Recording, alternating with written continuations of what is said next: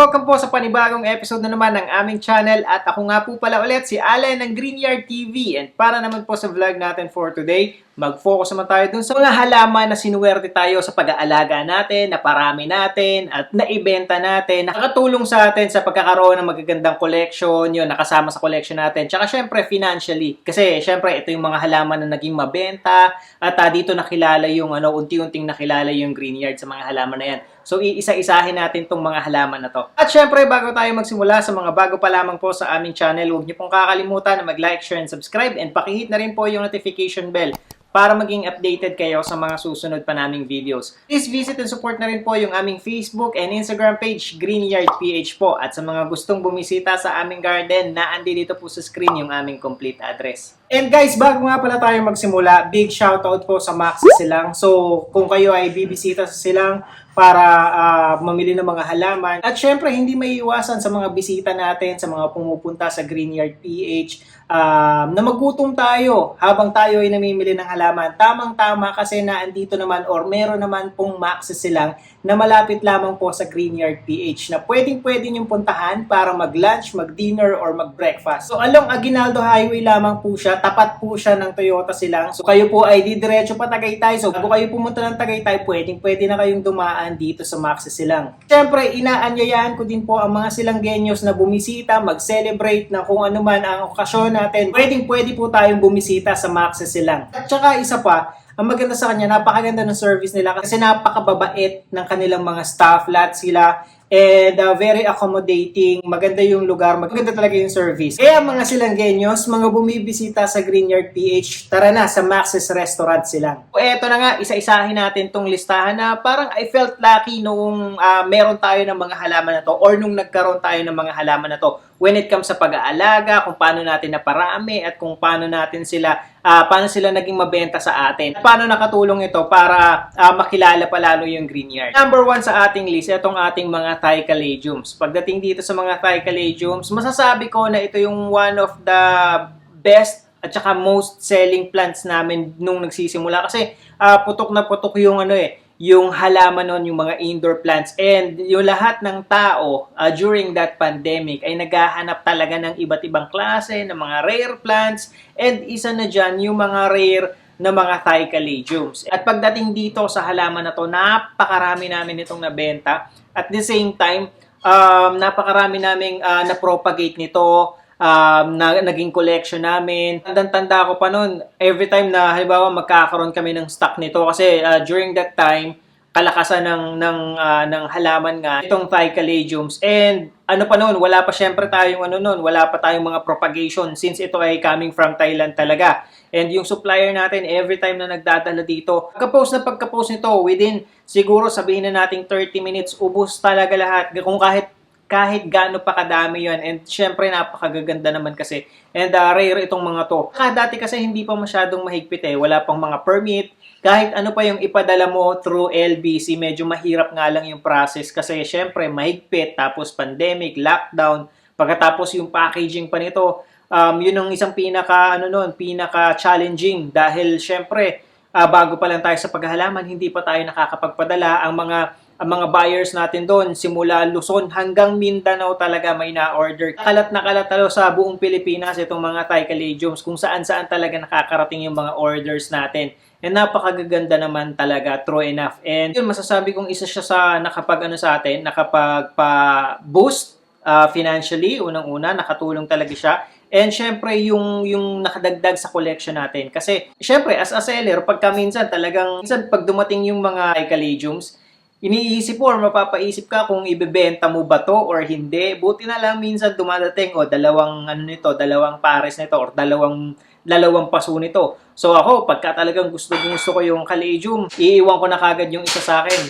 And then, isa na lamang yung for sale. And hindi natin masasabi na madali siyang alagaan, pero yun nga, naghahanap yung mga tao ng kakaiba and unique. And isa to sa may pinakamagandang foliage during that time dahil sa colorful foliage nila. Tsaka syempre unique dahil parang gabi, di ba? Tapos iba-iba yung kulay. Marami talaga yung nahumaling dito. And nagsusunod sa ating listahan, ito namang tinatawag na variegated peace lily. Itong halaman na to hanggang ngayon nagiging mabenta siya at hinahanap yung mga nagpupunta ng mga nakakapanood ng video natin, ng mga vlogs natin regarding sa halaman. Siyempre, yung mga matatagal na vlog natin, nandyan yung talaga na-feature yung mga variegated peace lily, kung gaano sila kadami before. And minsan, siguro mga 3-4 na beses nangyayari within this week lang or within this month. May pupunta na buyer, na client na nanonood ng vlog, hahanapin talaga yung variegated peace lily. Kaya lang sa ngayon talaga, ubos eh.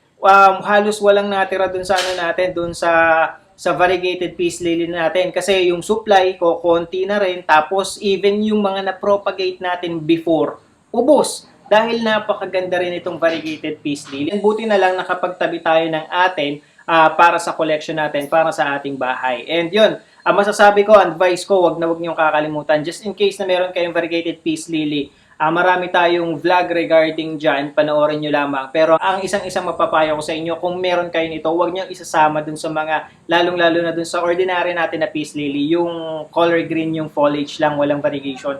Kasi nahahawa siya, natatalo siya, and ang nangyayari, nawawala yung variegation ng ating variegated peace lily. So yun lang naman yung advice natin regarding dyan. Ang susunod sa ating listahan ay ito namang ating Monstera Peru. Pagdating dito sa Monstera Peru, ito, nagsisimula namang makilala yung mga Monstera, different varieties ng Monstera during that time din, kasi every week, may mga bagong lumalabas na unang-una, mga philodendrons, pagkatapos yung mga Monstera, iba't ibang klase ng Monstera, yung dating simpleng eyelet kung tawagin, itong nasa likod natin na to. Yan, ang tawag dito sa amin is eyelet. Yung napaka-popular niyan during that time. Pero noong mga panahon na yan, yan ay isa sa pinaka-common na halaman dito sa amin sa Silang. Tapos, ang dami palang naghahanap from Manila pa or kung saan-saan pa para lamang makabili ng ganito ng Adansonii. Pagkatapos, yun nga, lumabas tong mga Monstera Peru. And eto, imagine niyo naman, nagsimula kami sa 3 dahon.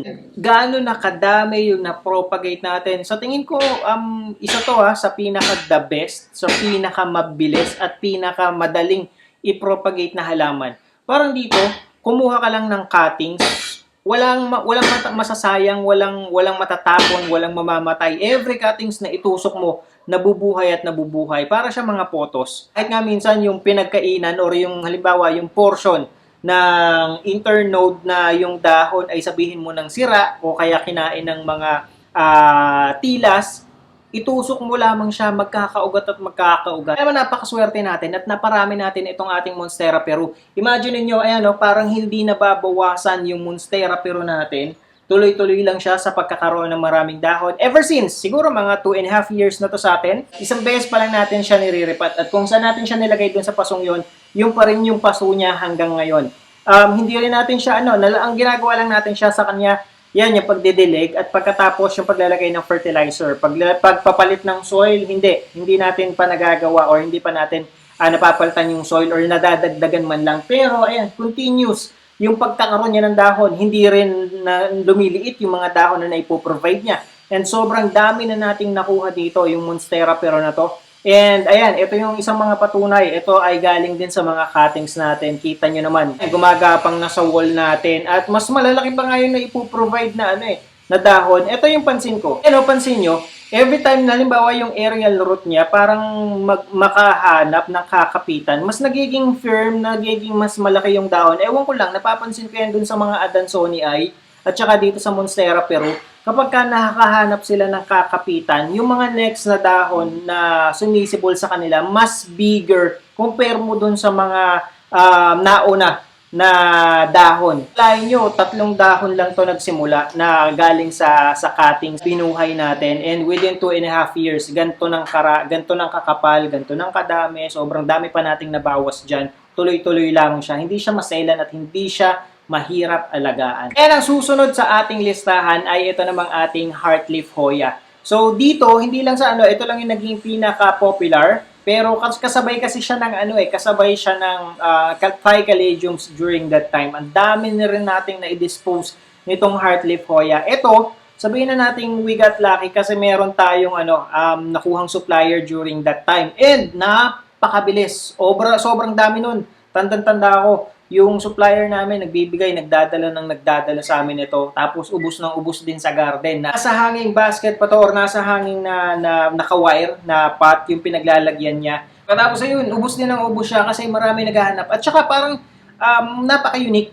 Unang labas niya, parang maa-amaze ka dahil heart leaf, unang-una, very unique yung shape ng dahon niya. Pagkatapos, ang lalaki, ang lalapad ng dahon, tapos variegated pa or yung golden pa yung edge ng bawat dahon. Siguro ang isang ano mo lang dito, medyo mabagal yung paglago niya, pagkapal niya kung i-compare natin sa ibang mga halaman. And ngayon, hindi ko alam kung mahirap humanap, pero wala na kasi masyadong lumalabas na supply nito, maliban na lang dun sa mga gardens or dun sa mga seller na nakapag-propagate nito. Pero kami, nakapagtira kami ng isa, and ayan, gumagapang na dito sa aming veranda, napapakapal, napapalago, pero hindi pa kami nakakapag-propagate nito.